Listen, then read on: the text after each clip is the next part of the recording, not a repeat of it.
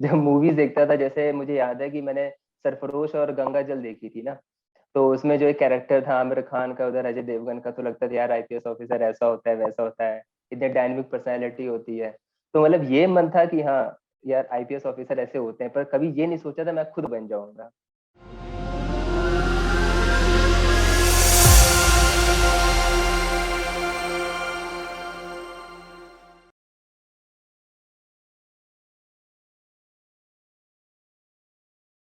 Sir, welcome to India Knowledge Network. सबसे पहले अपने बचपन और अपनी एजुकेशन और अपने ब्रॉटअप के बारे में प्लीज बताइए हमें। I was born in Raebareli. मेरा जन्म रायबरेली डिस्ट्रिक्ट में हुआ था, जो कि लखनऊ का एडजॉइनिंग डिस्ट्रिक्ट है, उत्तर प्रदेश जिले में। एंड मेरी स्कूलिंग वगैरह सारी रायबरेली से हुई। और उसके बाद मैंने ग्रेजुएशन नोएडा से किया, बहुत ही सिंपल कॉलेज से किया। मैं सिंपल इसलिए बोल रहा हूँ क्योंकि इसका रेलेवेंस मैं आपको आगे बताऊंगा। कि जो ये सोचते हैं ना यूपीएससी निकालने वाले हमेशा मतलब एक वेल एजुकेटेड कॉलेज से होते हैं, तो ऐसा एक मिथ है। इसलिए मैं पहले बोल रहा हूँ कि एक बहुत ही सिंपल कॉलेज मैंने पढ़ाई की। स्कूलिंग बहुत ही सिंपल रही। And I belong to very very simple family. उसके बाद स्कूलिंग के बाद फिर अपना ग्रेजुएशन किया and then I was placed in TCS. तो सर, आपकी फैमिली में कौन कौन है? मेरी फैमिली में my mother, father. Father is retired now in 2016 when I gave my first interview on that day he was about to retire. So okay. मेरा सिलेक्शन हुआ नहीं था, पापा का रिटायरमेंट था, तो ऐसा था सीन। और मम्मी हाउस वाइफ हैं, दो बड़ी सिस्टर हैं, दोनों की शादी हो गई। And I have one Elder brother, he is doctor. And भाभी भी डॉक्टर हैं। एंड अभी 4 मंथ बैक मेरी शादी हुई and my wife is block development officer. She qualified state PCS.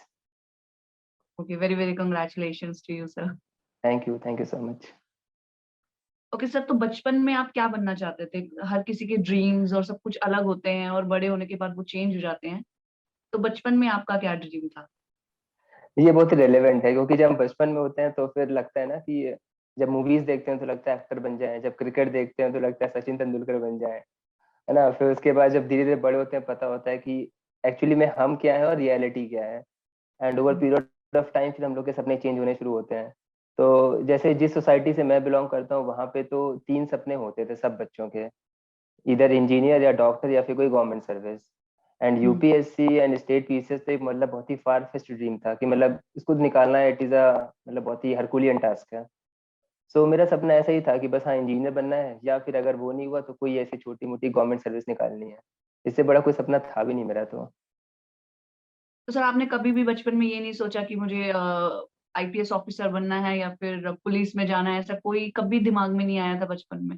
नहीं नहीं, क्यों नहीं आया, बिल्कुल आया था। जब मूवीज देखता था, जैसे मुझे याद है कि मैंने सरफरोश और गंगा जल देखी थी ना। तो उसमें जो एक कैरेक्टर था आमिर खान का, उधर अजय देवगन का, तो लगता था यार आईपीएस ऑफिसर ऐसा होता है वैसा होता है, इतने डायनेमिक पर्सनैलिटी होती है। तो मतलब ये मन था कि हाँ यार आईपीएस ऑफिसर ऐसे होते हैं, पर कभी ये नहीं सोचा था मैं खुद बन जाऊंगा। तो था कि पुलिस ऑफिसर जॉब अच्छी लगती थी देखने में, पर कभी खुद को नहीं इमेजिन किया था कि हाँ कभी शायद मैं ऐसा आईपीएस ऑफिसर बनूंगा इन फ्यूचर। तो सर, वो आपको कब कब आपने सोचा कि नहीं, आपको आईपीएस ऑफिसर बनना है या फिर यूपीएससी की प्रिपरेशन करनी है? एक्चुअली मेरी जर्नी बहुत ही सिंपल से स्टार्ट हुई Nikita. I told you I was in TCS. तो जब टीसीएस में हम्म। थे तो जैसे हम लोग की सोसाइटी में होता है ना कि they use to compare with the private job in the government job. तो हम्म। मेरे फादर्स के कुछ फ्रेंड्स वगैरह ने ऐसे बोला कि भाई गवर्नमेंट सर्विस होती है ज़्यादा बेटर होता है। तो मैंने टीसीएस के बाद फिर मैंने बैंक एग्जाम निकाला and I was working in Allahabad bank. फिर मैं इलाहाबाद बैंक में था तब, वहाँ पे एक सीनियर थे, he was preparing for state PCS. तो मैं उनसे ऐसे इनपुट लेता था कि सर इसमें क्या पढ़ते हैं क्या नहीं पढ़ते हैं ऐसे करके। फिर मतलब धीरे धीरे मुझे लगा कि हाँ शायद मैं भी प्रिपरेशन करना चाहिए। देन 2015 था कि दिवाली का टाइम था कि I decided to quit my bank job and I should start my preparation for the UPSC. फिर बस यूपीएससी का 2015 के बाद मैंने प्रिपरेशन स्टार्ट किया। And that time also I was not sure कि एग्जाम निकलेगा नहीं निकलेगा, क्योंकि यूपीएससी एग्जाम एक ऐसा गैम्बल है कि आप हार्डवर्क करते हो, आप हर चीज मतलब आप मतलब हर चीज पुट इन करते हो, अपना एफर्ट लगाते हो, टाइम लगाते हो, सब कुछ लगाते हो। And it depend on the luck as well as depend upon your.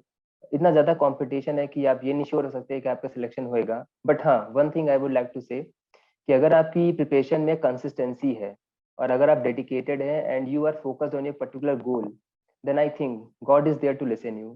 He rewards you with the selection. तो 2015 था टाइम जब मैंने फाइनली डिसाइड किया था कि now I have to quit my job and prepare for the UPSC. हाँ, and IPS के लिए बोला जाए तो yes, IPS was my dream actually when I started my preparation. Okay. क्योंकि I met one of the when I gave my first interview in 2016. So in the interview panel, मतलब हम लोग को एक चेयरमैन मतलब जो होते हैं उसके पहले बोर्ड मेंबर सामने बैठे होते हैं. तो one of the person he was IPS officer, Ashutosh नाम था उनका. तो आई थिंक ही वाज 2008 और 9 बैच आईपीएस. तो ऐसे उनसे बात होने लगी तो बताने लगे कि हाँ, नेशनल पुलिस एकेडमी जो हैदराबाद में, वहाँ पे ऐसा होता है, आईपीएस ऑफिसर का रोल ये होता है, सोसाइटी में ऐसे उनको पब्लिक परसेप्शन ऐसा होता है. तो सुन के अच्छा लग रहा था कि हाँ यार, मतलब वो तो आईपीएस हो जाए फिर अच्छा ही है. ओके सर, सो अपनी फैमिली में आप फर्स्ट आईपीएस ऑफिसर हैं? हाँ, yes, I am the first one two crack the UPSC and I am the first one two become an IPS officer in my family. तो आपने पहले बचपन में या फिर कॉलेज टाइम में कभी सोचा था कि आप यूपीएससी क्रैक करेंगे? No no, not at all. मतलब ऐसा लगता था कि इतना फार फेच्ड ड्रीम है कि इसको, मतलब कि सोचना भी एक तरह से लगता था ना. हम लोग की जो सिंपल सोसाइटी में सोचते हैं ना, यूपीएससी, आईएएस एंड आईपीएस, ऐसा लगता है कि बहुत ही जो टैलेंटेड लोग होते हैं या फिर जिनको बहुत अच्छी स्कूलिंग या कॉलेज होता है. जो मैंने स्टार्टिंग बोला था कि बहुत ही सिंपल स्कूल था मेरा, सिंपल कॉलेज था. तो ऐसी माइंडसेट होती है हमारी सोसाइटी में कि ऐसे लोग ही क्रैक करते हैं यूपीएससी वगैरह. तो कभी सोचा नहीं था ऐसा. हाँ, वो जब बैंक में था, फिर जब मैं अपने सीनियर को देख रहा था कि वो पढ़ाई कर रहे हैं, ऐसे कर रहे हैं, तो मुझे ऐसा लगा कि यार इतना ऐसी कोई नई चीज नहीं है कि मतलब मैं नहीं कर सकता. फिर मुझे धीरे धीरे ऐसा होता था कि जब बैंक से लौट के आता था तो रात में 2-3 बजे तक पढ़ना है, ये करना है. पता नहीं, फिर ऐसे अपने आप से लगने लगा कि हाँ, आई कैन डू इट. फिर वही 2015 में व्हेन आई डिसाइडेड कि now I have to give my final attempt in a very sophisticated manner, then I quit my job. उसके बाद फिर मैंने तैयारी अपनी की, फोकस्ड होके. तो वही मैं कह रहा हूँ कि यूपीएससी के जो मिथ वगैरह है ना, कि मतलब कि आपको बहुत अच्छा आईक्यू होना चाहिए, you should be very talented, आपकी बहुत अच्छी कॉलेज से पढ़ाई होनी चाहिए, ऐसा कुछ नहीं है. The day the moment to decide that you have to clear the UPSC, from that day your journey start. ये मैं मानता हूँ.